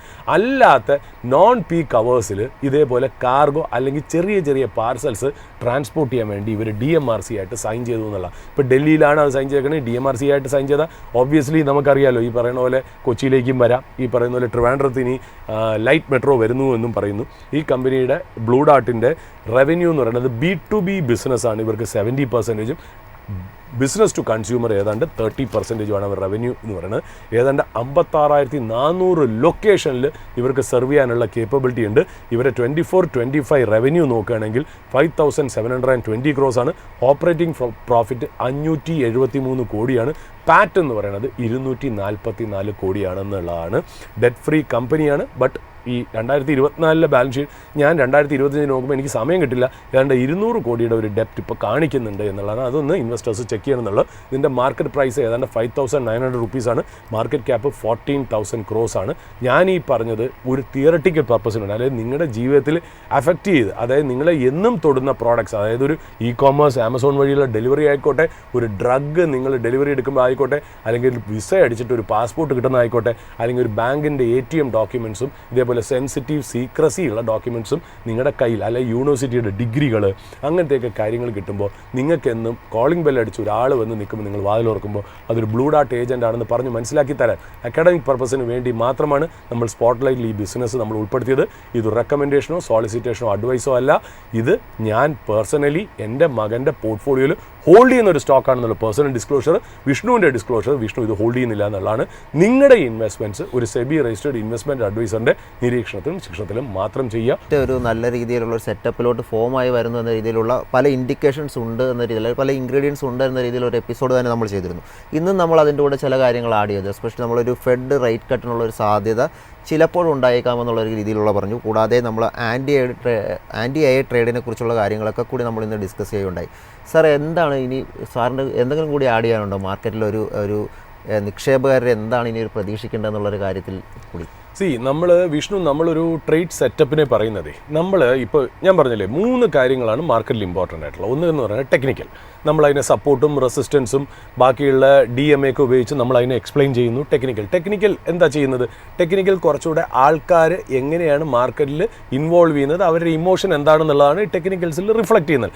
What people think at that point of time on A given day എന്നുള്ളതാണ് ടെക്നിക്കൽ നമ്മൾ സൂചിപ്പിക്കുന്നത്. ഫണ്ടമെൻ്റൽ എന്താണ്? ഫണ്ടമെൻ്റൽ എന്ന് പറഞ്ഞാൽ ആ കമ്പനിയുടെ ബാലൻസ് ഷീറ്റും പ്രോഫിറ്റ് ആൻഡ് ലോസ് സ്റ്റേറ്റ്മെൻറ്റും ക്യാഷ് ഫ്ലോ സ്റ്റേറ്റ്മെൻറ്റ്സും നോക്കി കമ്പനിയുടെ ഇതുവരെയുള്ള ബിസിനസ്, ആ ബിസിനസ്സിൻ്റെ സ്കോപ്പ്, റോ മെറ്റീരിയൽസ് എങ്ങനെയാണ് മാനേജ് ചെയ്യണത്, ഇൻവെൻട്രി എങ്ങനെയാണ് മാനേജ് ചെയ്യണത്, എങ്ങനെയാണ് അത് മാർക്കറ്റ് ചെയ്ത് ഒരു sales CAGR compounded annual growth റേറ്റും പ്രോഫിറ്റ്സിലെ ഗ്രോത്തും അവരുടെ മാനേജ്മെൻറ്റ് ഗൈഡൻസും ഒക്കെ ബ്ലെൻഡ് ചെയ്ത് എങ്ങനെയാണ് കമ്പനി പോകുന്നത്. അങ്ങനെയാണെങ്കിൽ ഇന്ന് ട്രേഡ് ചെയ്യുന്ന വാല്യുവേഷൻസ് ചീപ്പാണോ കോസ്റ്റ്ലി ആണോ എന്നുള്ളതാണ് നമ്മൾ ഫണ്ടമെൻ്റൽ അനാലിസിസ് തീരുമാനിക്കുന്നത്. മൂന്നാമത്തെ എന്ന് പറയുന്നത് മാർക്കറ്റ് ഇൻ്റലിജൻസ് ആണ്. ഈ മാർക്കറ്റ് ഇൻ്റലിജൻസ് ആണ് എന്നെ സംബന്ധിച്ച് ഏറ്റവും ഇമ്പോർട്ടൻ്റ് ആയിട്ടുള്ള കാര്യം എന്നറിയോ? നമ്മൾ സ്റ്റോക്ക് മാർക്കറ്റിൽ ഇനിയിപ്പോൾ വാറൻ ബഫെ ആയാലും പീറ്റർ ലിഞ്ച് ആയാലും ഫ്രാങ്ക്ലിൻ ടെമ്പിൾട്ടൺ ആണെങ്കിലും പറയുന്നതെന്നറിയോ? നമ്മൾ to make money in stocks 95% is character, stock picking is just 5% of it. അതായത് സ്റ്റോക്ക് ഏതാണ് എന്നുള്ളതല്ല, നിങ്ങൾ എങ്ങനെയാണ് മാർക്കറ്റിൽ പെരുമാറുന്നത് എന്നുള്ളതാണ് അതിനകത്ത് ഇമ്പോർട്ടൻ്റ് ആയിട്ടുള്ള കാര്യം. അപ്പോൾ ഈ മാർക്കറ്റ് ഇൻ്റലിജൻസ് എന്ന് പറയുന്ന ആ മൂന്നാമത്തെ പോയിന്റിന് ഞാൻ വില കൊടുക്കാൻ കാര്യം എന്ന് വെച്ചാൽ, ഒരു സമയത്ത് മാർക്കറ്റിനെ എഫക്റ്റ് ചെയ്യുന്ന ഒരുപാട് കാര്യങ്ങൾ കൺകറൻ്റ് ആയിട്ടുണ്ട്. ഇതിൻ്റെ ഔട്ട്കമാണ് മാർക്കറ്റിൽ നടക്കാൻ പോകുന്നത്. അതിൻ്റെ ഒരു വിഭാഗമാണ് ബുൾസ് ആൻഡ് ബേസ്. ബുൾസ് എന്ത് സ്റ്റാൻഡ് എടുക്കണു, ബേസ് എന്ത് സ്റ്റാൻഡ് എടുക്കണു, അൾട്ടിമേറ്റ്ലി മാർക്കറ്റിൽ എന്താണ് റിഫ്ലക്റ്റ് ചെയ്യുന്നത് എന്നുള്ള. അപ്പോൾ ഇതിനകത്ത് നമ്മൾ നോക്കുന്ന ട്രേഡ് സെറ്റപ്പ് എന്ന് പറഞ്ഞാൽ നമ്മൾ ഹാൻഡ് ഓവർ മുതൽ ഈ വക ഡേറ്റ എങ്ങനെയാണ് ഇന്ത്യൻ മാർക്കറ്റിനെ അഫക്റ്റ് ചെയ്യണത്, ഇങ്ങനെ നടക്കുകയാണെങ്കിൽ എന്താണ് എന്നുള്ളതാണ് നമ്മൾ അഫക്റ്റ് ചെയ്യണത്. ഞാൻ ശരിക്കും പറഞ്ഞാൽ ഇന്ന് സ്പെഷ്യലായിട്ട് ക്യാരി ട്രേഡിനെ കുറിച്ച് സംസാരിക്കണം. നമ്മുടെ ഒരു പ്രേക്ഷകൻ എൻ്റെ അടുത്ത് ചോദിക്കുകയും ചെയ്തു, അതെങ്ങനെയാണ് മാർക്കറ്റിനെ എഫക്റ്റ് ചെയ്യണതെന്നും കൂടെ പറയണം എന്നുണ്ടായിരുന്നു. ശരിക്കും പറഞ്ഞാൽ എനിക്ക് അതിന് സമയം കിട്ടാത്തതുകൊണ്ടാണ് ഞാൻ ആ ക്യാരി ട്രേഡിനെ കുറിച്ച് പറയാത്തത് എന്നുള്ളതാണ്. ആ ക്യാരി ട്രേഡും കൂടി നടക്കുകയാണ് എന്നുണ്ടെങ്കിൽ എന്തൊക്കെയാണ് മാർക്കറ്റിൽ സംഭവിക്കാൻ പോകണമെന്നാണ്. ഇപ്പം ഞാൻ വേറൊരു കാര്യം പറയാം, വേറൊരു ആംഗിളിൽ ഞാൻ ഇതിനെ എക്സ്പ്ലെയിൻ ചെയ്യാം. നമ്മളിപ്പോൾ ഇത്രയും പറഞ്ഞ എന്താ, US മാർക്കറ്റ് AI സ്റ്റോക്സിൽ വരാൻ പോകുന്ന ഒരു സെല്ലിംഗ്, ഇന്ത്യൻ മാർക്കറ്റിൻ്റെ വാല്യുവേഷൻ, US മാർക്കറ്റിൽ മാക്സ് 7ൻ്റെ വാല്യുവേഷൻ, അതുകൂടാതെ ഇന്ത്യൻ IT ഇൻഡെക്സും നാസ്ഡാക്കും തമ്മിലുള്ള കമ്പാരിറ്റീവ് വാല്യുവേഷൻ, പിന്നെ ഇന്ത്യയിലെ GST rate cut, interest rate cut, under ownership in IT, under valuation in IT, Reliance, banking sector, ഇതെല്ലാം നമ്മൾ പറഞ്ഞെങ്കിലും നമ്മൾ ഒരു കാര്യം നോക്കണം. ഇതിനപ്പുറം വേറൊരു സാധനം കൂടെ നോക്കുന്നുണ്ട്, India-US ട്രേഡ് ഡീൽ. ഈ India-US ട്രേഡ് ഡീൽ എന്താ പറയുന്നത്? India-US ട്രേഡ് ഡീലിൽ ഇപ്പോൾ എങ്ങനെയാണ് വന്ന് നിൽക്കുന്നത്? If India stops Russian oil, then additional ആയിട്ടുള്ള നമ്മുടെ മുകളിൽ വെച്ച 50-ൽ 25-ൻ്റെ മുകളിൽ അഡീഷണൽ 25ആണല്ലോ ഈ ഓയിൽ കാരണം വെച്ച്, അത് പോകാനുള്ള ചാൻസ് ഉണ്ട് എന്നുള്ളതാണ് അല്ലേ. അങ്ങനെ വരികയാണെങ്കിൽ ആർക്കൊക്കെയാണ് ഇത് ബെനിഫിഷ്യർ ആയിട്ട് വരുന്നത്? മിഡ് ക്യാപ്പ് ഏരിയയിൽ, സ്മോൾ മീഡിയം എൻ്റർപ്രൈസ് റേഞ്ചിലൊക്കെയുള്ള ഈ അക്വാകൾച്ചർ കമ്പനീസ്, അല്ലെങ്കിൽ seafood exporting companies, apparel exporting companies, gems and jewellery companies, automobile accessories, dairy company, ഇതിനൊക്കെയാണ് ബെനിഫിറ്റ്. ഡയറി കമ്പനീസിന് എങ്ങനെ ബെനിഫിറ്റ് ചെയ്യും? അമേരിക്കയിൽ നിന്ന് ഈ പ്രോഡക്റ്റ് ഇന്ത്യയിലോട്ട് വന്നില്ലെങ്കിൽ ഇന്ത്യൻ ഡയറി കമ്പനീസിന് ബെനിഫിറ്റ്. അപ്പോൾ ഇങ്ങനത്തേക്ക് ട്രാജക്റ്റ് കിടക്കുമ്പോൾ US-ഉം ഒന്ന് സോഫ്റ്റൻ ചെയ്യണമെങ്കിൽ നമ്മൾ റഷ്യയും തമ്മിലുള്ള ട്രേഡ് ഡീൽ എങ്ങനെയാണെന്നുള്ളത് വരണം അല്ലേ. നമ്മളെ സംബന്ധിച്ച് നമ്മൾ പറഞ്ഞു, ഇന്ത്യയിലെ PSU ഓയിൽ കമ്പനീസായ Indian Oil Corporation, HPCL, BPCL, MRPL and Chennai Petroleum, അവർ റഷ്യൻ ഓയിലായിട്ട് ലോങ് ടേം കോൺട്രാക്റ്റ് ഇല്ല. നമ്മൾ സ്പോട്ടിൽ ആ നിമിഷത്തിൽ നമ്മൾ മേടിക്കുന്നുള്ളൂ എന്നുള്ള ലോങ് ടേം കോൺട്രാക്റ്റിൽ. അത് മാത്രമല്ല, നമ്മൾ ഡയറക്റ്റായിട്ട് റഷ്യയിൽ നിന്ന് മേടിക്കുന്നില്ല, പകരം വേറെ ഏജൻസ് വഴി, സിംഗപ്പൂരും ദുബായിലും ഒക്കെയുള്ള ഏജൻസ് വഴിയാണ് നമ്മൾ മേടിക്കുന്നത്. അതുകൊണ്ട് സ്വിച്ച് ഇട്ട പോലെ ഓയിൽ PSUസിന് റഷ്യയിൽ നിന്നുള്ള ഇമ്പോർട്ട് നിർത്താം. ഒന്ന്, റിസ്ക് ഉണ്ടായിരുന്ന ആർക്കാ? റിസ്ക് ഉണ്ടായിരുന്നത് ആകെപ്പാടെ റഷ്യയ്ക്കാണ്. അടുത്ത കാലത്താണ് ഈ US ഒരു സാങ്ഷൻ കൊണ്ടുവന്നു. ആർക്കെതിരെ കൊണ്ടുവന്നു? റോസ് നെഫ്റ്റ് എന്ന് പറയുന്ന കമ്പനിക്കും പിന്നെ ലൂക്കോയിൽ എന്ന് പറയുന്ന റഷ്യൻ കമ്പനിക്കും കൊണ്ടുവന്നതിന് ശേഷം ചൈന ഈ കാര്യം വെച്ചാൽ ലോകത്തിലേക്ക് റഷ്യയിൽ നിന്നുള്ള ഓയിൽ സപ്ലൈ ചെയ്യുന്ന നല്ലൊരു വിഭാഗവും ലോകത്തിലേക്ക് സപ്ലൈ ചെയ്യുന്നത് കമ്പനികളാണല്ലോ. റഷ്യ എന്ന് പറയുന്ന രാജ്യമല്ല, റഷ്യൻ രാജ്യങ്ങളിലെ കമ്പനി. അതിൽ ഏറ്റവും ഇമ്പോർട്ടൻ്റ് ആയിട്ടുള്ള ഏറ്റവും കൂടുതൽ ചെയ്യുന്ന കമ്പനികൾ ഏതൊക്കെ? Rose നെഫ്റ്റും Lukoil. അവരുമേൽ സാങ്ഷൻ വന്നപ്പോൾ റഷ്യയിൽ നിന്ന് ഇമ്പോർട്ട് ചെയ്യുന്ന ക്രൂഡ് ഗണ്യമായിട്ട് കുറഞ്ഞു. ആരുടെ കുറഞ്ഞു? ചൈനയുടെ കുറഞ്ഞു, ഇന്ത്യയുടെ കുറഞ്ഞു, ടർക്കി കുറഞ്ഞു. എങ്കിലും അതിനകത്ത് നമുക്കുണ്ടായിരുന്ന ഒരു ക്യാവിയറ്റ്, ഒരു പ്രോബ്ലം എന്ന് വെച്ചാൽ റിലയൻസ് ഏതാണ്ട് ഒരു ലോങ് ടേം കോൺട്രാക്റ്റ് ഈ റോസ് നെഫ്റ്റ് ആയിട്ട് ഉണ്ടായിരുന്നു എന്നുള്ളതാണ്. എന്തിന്? 5 lakh ബാരൽ പെർ ഡേ എന്നുള്ളതിൽ ഇമ്പോർട്ട് ചെയ്യാമെന്ന് റോസ് നെഫ്റ്റ് ആയിട്ട് ഒരു കരാർ ഉണ്ടായിരുന്നു എന്നുള്ളതാണ് പ്രത്യേകത. ഇപ്പം ഇന്നലെ വന്നിരിക്കുന്ന ഒരു കാര്യം, Reliance has stopped buying Russian oil എന്നുള്ള ഒരു ന്യൂസ് നമുക്ക് വന്നിരിക്കുന്നു എന്നാണ്. With effect from November 2025 dead ലൈനിന് മുമ്പേ അതങ്ങ് വന്നിരിക്കുന്നു. ഓൾറെഡി വന്ന ഷിപ്മെൻറ്റ്സിൻ്റെ കാര്യത്തിൽ ചിലപ്പോൾ നടന്നു പോകുമായിരിക്കും. ഫർദർ ബൈയിങ് നടന്നിട്ടില്ല. നമുക്ക് കിട്ടുന്ന ഡേറ്റ അനുസരിച്ച് ഈ റിലയൻസ് ഉൾപ്പെടെ മറ്റുള്ള ഓയിൽ PSUസും ഇപ്പോൾ ഗൾഫ് രാജ്യങ്ങളെയാണ് കൂടുതൽ ഡിപ്പെൻഡ് ചെയ്യുന്നതും, അതുമല്ല US ആയിട്ട് മേടിക്കാനായിട്ട് അവർ തയ്യാറെടുത്ത് നിൽക്കുകയാണ്. അപ്പോൾ ആ ഓയിലിൻ്റെ, റഷ്യൻ ഓയിലിൻ്റെ എലമെൻറ്റും ഇന്ത്യൻ മാർക്കറ്റിൽ നിന്ന് ഡിമിനിഷ് ചെയ്ത് വന്നുകൊണ്ടിരിക്കുന്നു. This is also A factor in the larger trade setup. അപ്പോൾ ഇതാണ് ഞാൻ വിഷ്ണു പറഞ്ഞത്, ഫണ്ടമെൻ്റൽസും ടെക്നിക്കൽസും കൂടാതെ മാർക്കറ്റിനെ ഡ്രൈവ് ചെയ്യുന്നത് മാർക്കറ്റ് ഇൻ്റലിജൻസും കൂടെയാണ് എന്നുള്ളതാണ്. ഞാനൊരു പ്രേക്ഷകനടുത്ത് ഞാൻ പ്രോമിസ് ചെയ്തിരുന്നു, ഞാൻ എൻകാരി ട്രേഡ് നടത്തുന്നുള്ള കാര്യം. പക്ഷേ ഈ ആർട്ടിഫിഷ്യൽ ഇൻ്റലിജൻസിൽ NVIDIAയുടെ ഇന്നലെ നല്ല റിസൾട്ട് വന്നിട്ടും ഇന്നലെ US മാർക്കറ്റ് ഭയങ്കരമായിട്ട് ഈ പറഞ്ഞൊരു സെൽ ഓഫ് നടന്നുകൊണ്ട് ഇന്ന് ഫ്രൈഡേ കുറച്ചുകൂടി ഇമ്പോർട്ടൻ്റ് ആയിട്ടുള്ള ന്യൂസ് അതാണെന്നുള്ള കാരണം ഞാൻ 9 തൊട്ട് 10 മണി വരെ ഞാൻ അതിലാണ് കോൺസെൻട്രേറ്റ് ചെയ്യുന്നുള്ള എൻകാരി ട്രേഡ് ഞാൻ തീർച്ചയായിട്ടും തിങ്കളാഴ്ച നിങ്ങളുടെ മുന്നിൽ വരുമ്പോൾ ആ പ്രേക്ഷകനോടാണ് ഞാൻ പ്രത്യേകം പറയാനുള്ളത്. ഞാനിത് തീർച്ചയായിട്ടും എക്സ്പ്ലെയിൻ ചെയ്യും. എനിക്ക് തോന്നുന്നു മാധവ് നായർ എന്നാണ് ആ വ്യക്തിയുടെ, മാധവ് P. നായർ എന്നാണെന്ന് തോന്നുന്നു, അദ്ദേഹമാണ് എൻകാരി ട്രേഡിനെ കുറിച്ച് എക്സ്പ്ലെയിൻ ചെയ്യണമെന്നും ഇന്ത്യൻ മാർക്കറ്റിനെ എങ്ങനെ എഫക്റ്റ് ചെയ്യണം എന്നുള്ളത് തീർച്ചയായിട്ടും വളരെ ക്ലിയർ ആയിട്ടുള്ള ബ്രോഡ് ബേസ്ഡ് ആയിട്ടുള്ള എക്സാസ്റ്റീവ് ആയിട്ടുള്ള എക്സ്പ്ലനേഷൻ ഞാൻ തിങ്കളാഴ്ച തരാം. അതുവരെ ക്ഷമിക്കുക. അതുവരെ എനിക്ക് പറയാനുള്ളത് ഈ AI ട്രേഡ് ആയിരുന്നു എന്നുള്ളതാണ്. നമുക്ക് ഇനി തിങ്കളാഴ്ച അടുത്ത ആഴ്ച ഫ്രഷ് ആയിട്ടുള്ള ഓപ്പണിംഗ് അവേഴ്സിൻ്റെ എപ്പിസോഡിൽ നമുക്ക് വീണ്ടും കാണാം. ഓട്ട് യു വിഷ്ണു. ഓക്കെ, അപ്പോൾ സാർ നമുക്ക് ഇന്നത്തെ ഒരു എപ്പിസോഡ് വൈൻഡപ്പ് ചെയ്യാൻ സമയമായിട്ടുണ്ട്. നമ്മളിവിടെ ഡിസ്കസ് ചെയ്ത ഓരോ സ്റ്റോക്ക് ഐഡിയാസ് ഒക്കെ തന്നെ നമ്മളൊരു എഡ്യൂക്കേഷൻ പർപ്പസിന് വേണ്ടി മാത്രമുള്ളതാണ്. നിങ്ങൾ നിക്ഷേപം നടത്തുന്നതിന് മുമ്പ് സെബി രജിസ്റ്റേർഡ് അനലിസ്റ്റ് പോലുള്ള ഒരു ഒപ്പീനിയൻ തേടേണ്ടതാണ്. നമ്മുടെ റിസർച്ച് ടീം അടുത്ത മണിക്കൂറിൽ കൂടുതൽ അപ്ഡേറ്റ്സ് ജോയിൻ ചെയ്യുന്നതായിരിക്കും. Stay tuned.